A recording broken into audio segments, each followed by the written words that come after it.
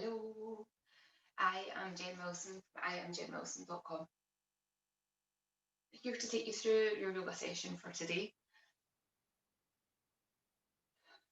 So important to take some time out for yourself, to give yourself a little bit of space so that we can settle into our bodies, into our breath. We can calm our nervous system down, that we look after our own health as a priority, so that we are there to be able to give to whoever we want to give to. It can be so easy to put everybody else first and put yourself last, but you can't drink from an empty cup, and that's what happens with your energy. That's what happens with your health if all you do is give to other people and don't ever give to yourself. And it's so important. So making some time just to do a little bit of yoga practice, even if it's 5 minutes in a day, and you can maybe cherry pick elements of what's in this session that you go, do you know what, I'm just going to take a couple of minutes, 5 minutes to lie down on the floor and do this with my body, or sit in a chair and just focus on my breath for a moment, or whatever it is that appeals to you the most. So I would really encourage you to bring that in. When yoga was first around, it wasn't about the body and doing the movements. It was about bringing inner stillness, inner peace, inner calm. And that was all done through breath and through meditation. It was only over time that the movement part of it was brought in, when people started getting a little bit busier and needed to move their body to take away from those external distractions, to bring them into themselves, and then be able to sit with the breath and sit with that meditation. I always start these practices with coming into your breath first, and I do that partly to give you a little bit of grounding, just to bring you into your body, so that we can then do a little bit of movement and then take you into your relaxation, into the meditation section at the end. Most people, when they come to yoga, they come for the lying down bit at the end, but when they walk in, they're so wound up and so on edge that we just need to do some other stuff to unravel the tension, so that we can just go to peace. Some people are very good at just going straight to peace. I'm not one of those people, and most of my clients are not those people. So we will get through today's session. So bring yourself into whatever a comfortable seated position is for you today. Maybe trying to have the hips a little bit higher than the knees, so that your spine can sit in its natural curves. And that's just so that you don't have to work so hard to sit with good posture. If you're really having to work the muscles to hold the posture, find another way to sit. So you might sit with your back against the wall. You might just want to lie straight down at this point, or you might want to sit in a chair or sit on a cushion so that your hips are a little bit higher. And then just, if you're okay closing your eyes, close your eyes over. If you don't like closing your eyes, just let your gaze drop down to the floor. I'm going to take 2 breaths in and out here. As we're breathing in, breathe in through the nose. As you're breathing out, sigh the breath out.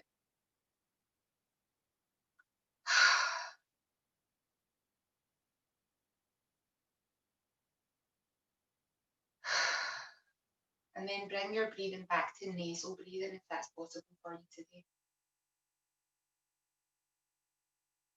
We encourage nasal breathing for lots and lots of different reasons, but some of the main reasons are it allows us to bring a slower breath into the body. When we have that slower breath, it allows the breath to go right down into the lower lobes of the lungs, which is really important for oxygen distribution and our health. It also warms and moisturizes the air on the way in, filters that air so that there's a cleaning process that happens through the nose that doesn't happen if you take a big gulp of air in through the mouth. And likewise, as you're exhaling,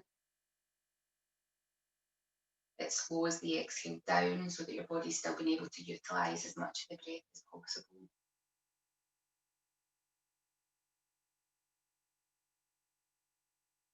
So just following the breath in and out through the nostrils.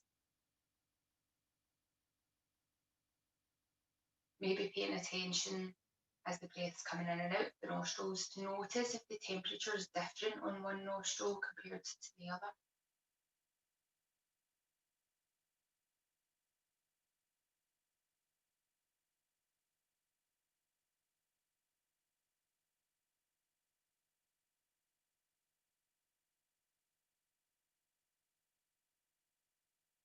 And that changes. If you're noticing any difference between the temperature, that will change throughout the day. So left nostrils connected to right side of the brain activity, right nostrils connected to left side of the brain activity.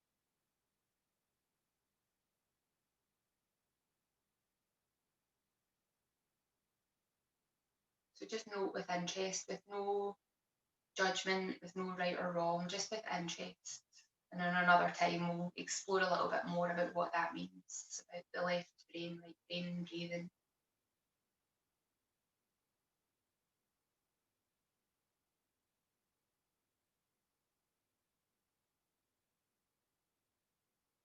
Notice the breath as it's coming into your body. Notice if there's any restrictions.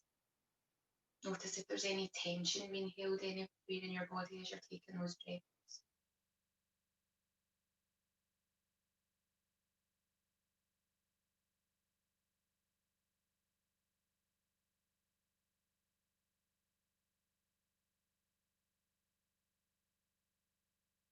And you can stay here for longer, or if you're ready to come to lying on the floor, bring yourself over to lie on the floor. Let your head rest down. And if your neck feels really tight and your chin feels quite lifted, you might want to stick a cushion underneath your head just to give your head a little bit more height and allow the chin to be dropped down a little bit more. If your clothes are ruffled and causing any kind of disruption or discomfort, just adjust them out the way so that when you're settled into the floor, you feel fully supported, fully rested into the floor. Notice if there's any tension anywhere, and if there is, and you need to adjust any part of your body, and make those adjustments. Your hands can be as close or as far away from your body as feels good for the shoulders, the chest. Trying to let the shoulder blades just settle into the floor, sitting between the rib cage and your mat. Let the spine settle into the floor, the back of the pelvis, the soles of the feet. Or if you prefer to have your legs out long, have your legs out long. Take 2 deep breaths in and out here.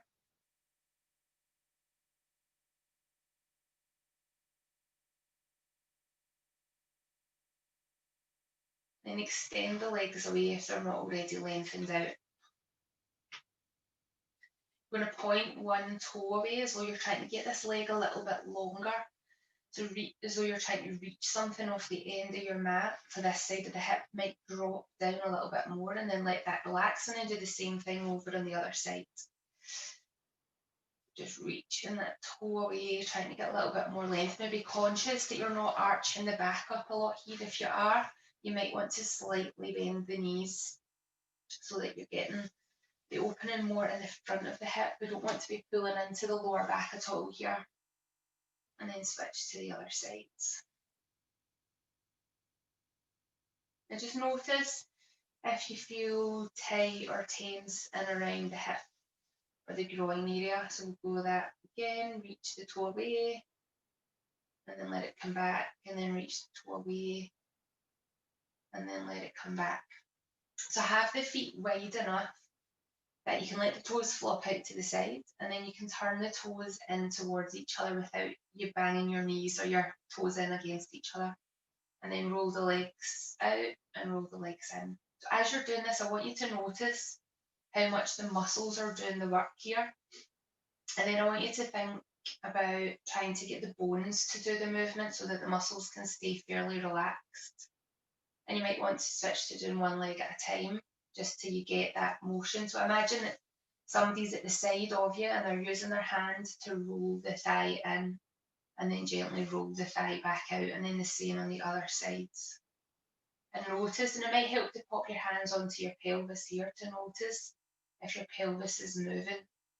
We want to try and keep the pelvis as still as possible so that it's this thigh bone here that's just rolling in and out at the socket.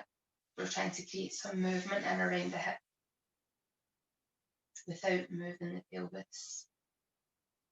Do that one more time to each side if you're doing separately, or two more times if you're doing both together.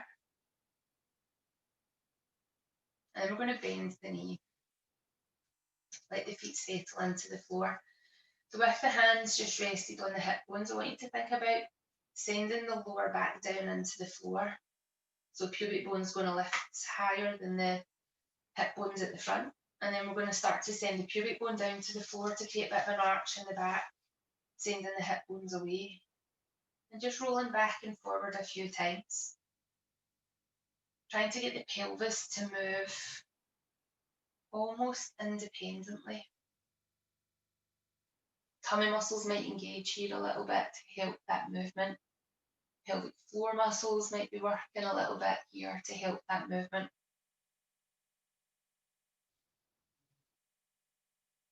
And then we're going to let that settle. So just allow the pelvis to settle in a neutral-ish space. So your lower back should feel really comfortable in this space. There should be very little effort, no discomfort. We're going to let the hands rest down to the sides of the hips. We're going to lift the arms up and over, and then lift the arms back.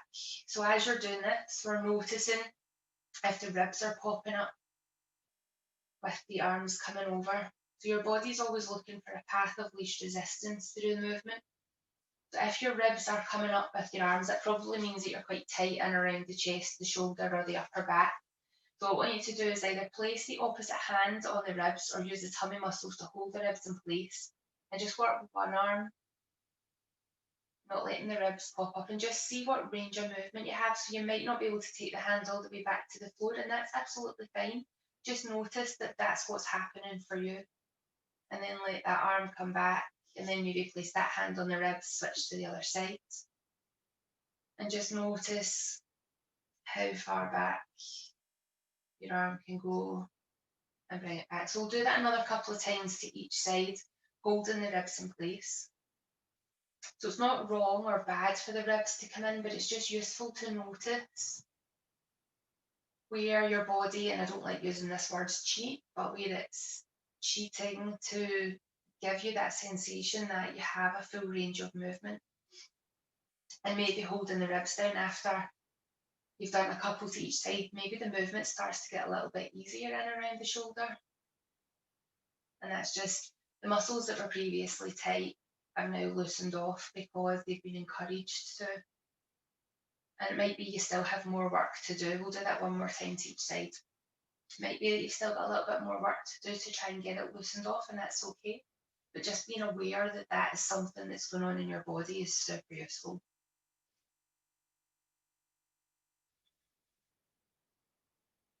And then we're going to let the arms settle away from the body. We're going to start to take the knees from one side to the other, so we're creating a little bit of rotation in the spine. So as this is happening, again, look for those paths of least resistance. So notice if this opposite shoulder is wanting to lift up as the knees come over. And again, that's absolutely fine for that to happen. We're just looking to see how much it happens, and it might be slightly different on each side. And then for the next couple, we're going to keep the shoulders pinned down into the floor and see what kind of rotation we can get from there. And that might be a bit different, and it's okay if it is.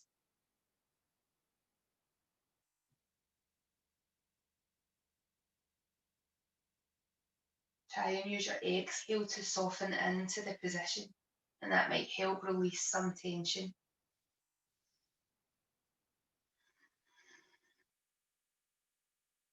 I'm going to do that one more time to each side.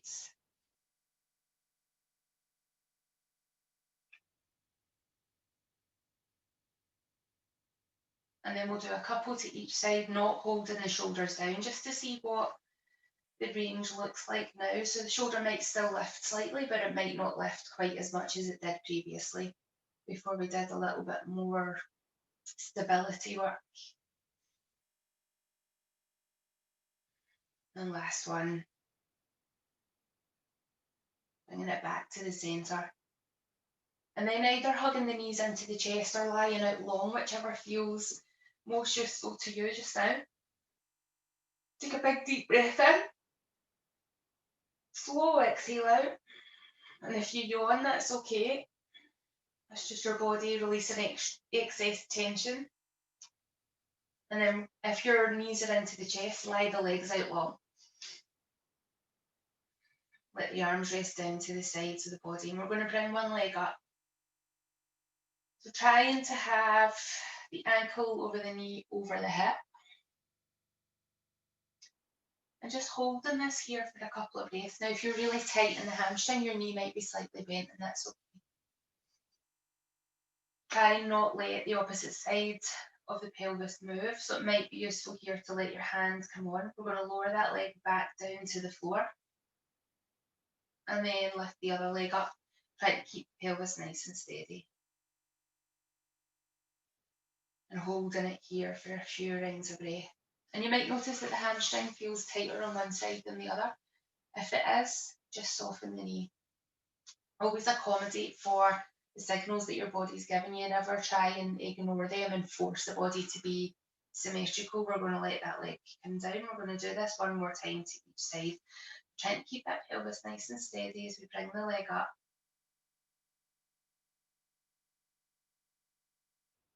So you're not holding your breath.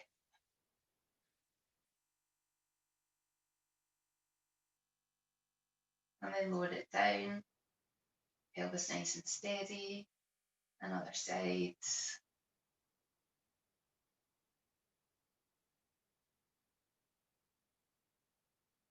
Couple of breaths here.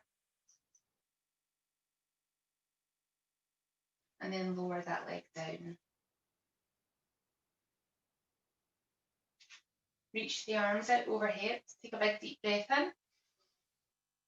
Exhale, just release and let go. And then we're going to bring ourselves up to a seated position and hook the hands into the back of the knees. Now I want you to check that there's nothing behind you that when we come down to the floor that you're going to hit your head off. I'm just going to shift forward very slightly. So we're going to roll along our spine. Now if you have arthritis in your spine or osteoporosis, this is not recommended. So for you, what I'll suggest that you do is you just roll onto the tailbone and then gently pull yourself back up. So you're only coming all the way down onto the spine if this feels okay. So we're going to use a little bit of momentum, rolling and roll all the way up. So notice if parts of your back are slamming down into the floor, trying to get the spine to roll like you're a weeble.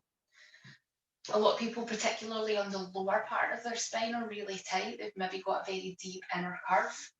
So if that is the case, we want to send the tailbone under and then bring the feet up so that we're trying to round this lower part out. And then inhale, roll back towards the shoulders. Exhale, bring it back up. So we're trying to use a little bit of momentum here, rolling along the spine. So we're only going to do this a maximum of 6 times. So if 2 was enough, then only do 2. If 1 was enough, stop at 1. But if 6 is okay, we're going to do 6. So this is really nice to massage the spine.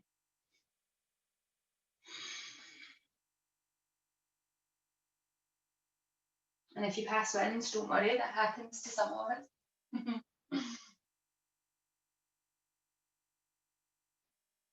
And then once you've done that 6th one, we're just going to pop the hips back, bring the legs out in front, and just pad them off.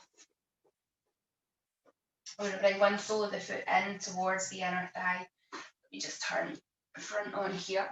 So sole of the foot's coming in towards the inner thigh, leg is dropping out to the side. Now, if you're quite tight in your inner thigh and your leg is vibrating slightly with this leg out, get a cushion and pop it in underneath the thigh or the hip so that your leg's resting into something. It's important here that this feels like a restful position. For some people, this thigh is going to be down comfortably on the floor with both your butt cheeks on the floor. And it's not about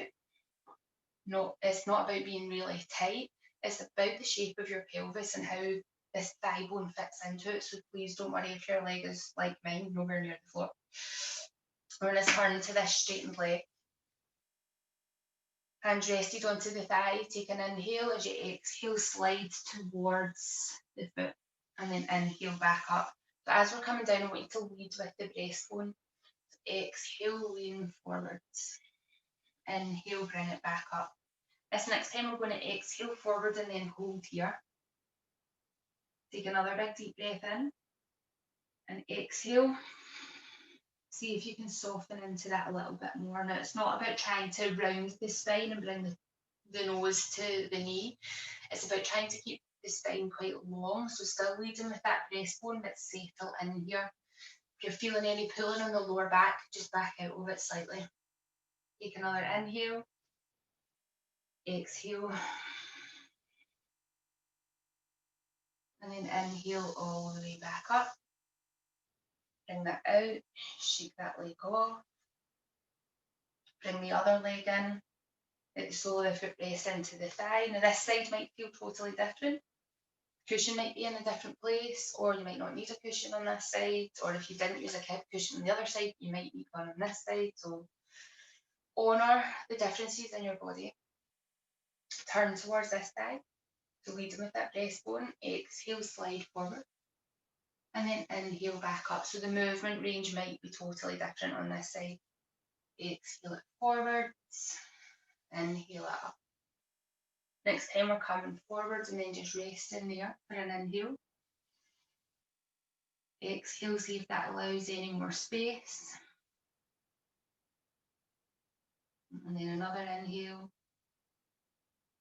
Exhale, see if that allows any more space. And then gently bring yourself back up. Bring that leg out and just roll it off. If there's any other movement that your body needs just now before we come into Shavasana, then give your body that movement. When you're ready to come to Shavasana, if you want blankets, cushions, anything that's going to make you feel more comfortable and supported. So when you had our legs out long, if your lower back was lifting off the floor, it might be useful to use cushions underneath the knees so that the knees are slightly elevated. That will take some pressure off the lower back. If that doesn't help or you don't have any cushions handy, bend the knees so that the feet are wider than the hips and let the knees rest in against each other. If your legs are out long, whether you've got the cushion or not, have your feet wider than the hips and the toes flopped out to the sides. Your hands can either be away from the body with the palms face up, or if you prefer this to be a bit more internalized, let the hands rest onto your body, wherever feels most comfortable. And if you're not comfortable lying down for meditation, you can be sitting up, you can be sitting in a chair, sitting with your back against the wall, the way we were doing our breathing exercises at the start. So whatever feels right for you. And it can be different today than how it normally is. So just let your body settle into whatever shape that you're doing Shavasana in today.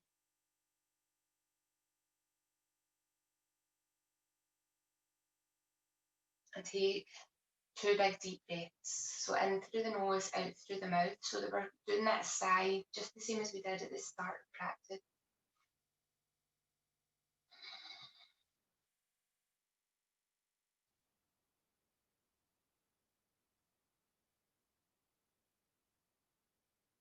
And then take your breathing back to breathing in and out through the nose.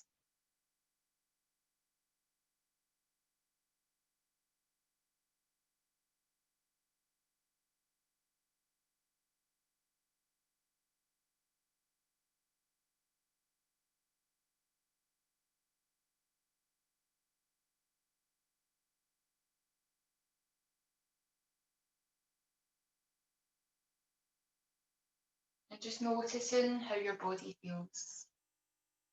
If there are thoughts still racing through your mind, just be aware of that and try and let them go. Hopefully, your mind is not racing. Hopefully, things are a little bit calmer, a little bit more settled. I want you to give yourself a moment to give yourself some thanks and gratitude for taking the time and making the space to do a little bit of yoga practice.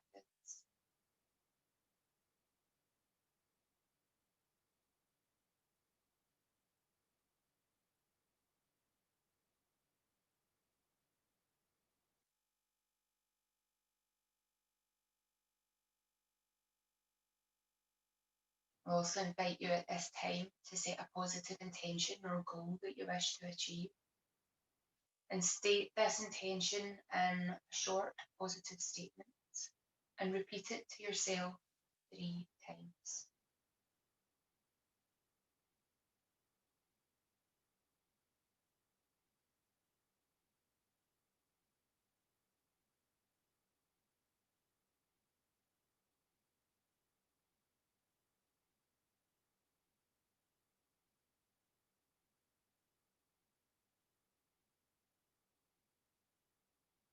Now, if there's anyone or anything else that you wish to send gratitude out to the universe, you can send that gratitude out now.